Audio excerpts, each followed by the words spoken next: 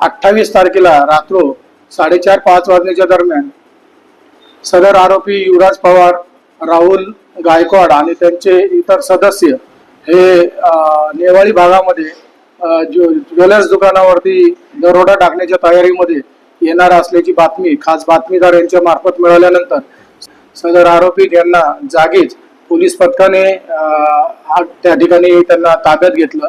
ताब्यात घेतल्यानंतर त्यांच्या अंग जडतीमध्ये त्यांच्याकडे पिस्टल, त्यांना मॅगझिन, जिवंत कारतूस, हत्यारामध्ये त्यांच्याकडे चॉपर असे, नंतर दरोडा करण्यासाठी मिरचीची पूड, वायर, रस्सी असे साहित्य मिळून आले.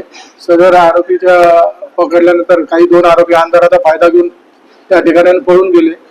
त्या आरोपींचा लगेच पोलीस पथक यांनी पाठलाग करून त्या 2 आरोपींना देखील ताब्यात घेतलेला आहे.